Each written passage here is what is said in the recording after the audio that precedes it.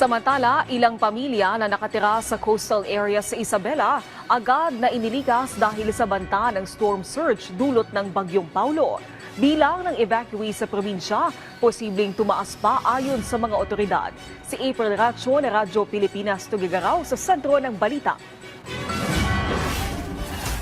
Dahil sa banta ng daluyong o storm surge na idudulot ng Bagyong Paulo, mabilis na pinalikas ang mga residenteng nakatira malapit sa dagat sa coastal towns ng lalawigan ng Isabela. Ang iba nga sa kanila, voluntaryo nang nagtungo sa mga evacuation center.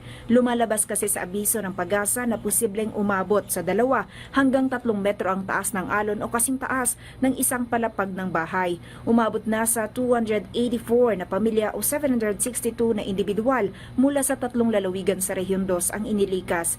Ayon kay Regional Director Lucia Alan ng DSWD Region 2, inisyal na datos pa lamang ito dahil patuloy pa rin ang pagpapadala ng ulat ng iba't ibang LGU. Nagmula ang mga evacuee sa 15 barangay kung saan pinakamarami sa mga apektado ay mula sa Isabela, partikular sa coastal municipalities nito, habang ang ilang pamilya ay nagmula sa Nueva Vizcaya at sa Quirino.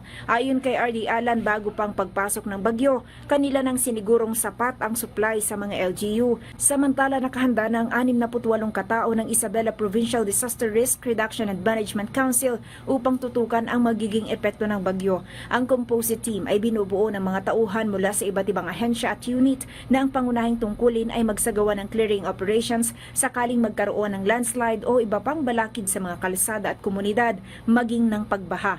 Bilang karagdagang paghahanda, naka-standby na rin ang mga heavy equipment na agad ipapadala kung kakailanganin sa anumang operasyon, lalo na sa pagtanggal ng mga nakaharang na puno, bato o iba pang debris. Tiniyak ng konseho na handa ang kanilang mga tauhan at kagamitan upang masigurong mabilis ang pagresponde at matulungan ang mga residenteng maapektuhan ng bagyo.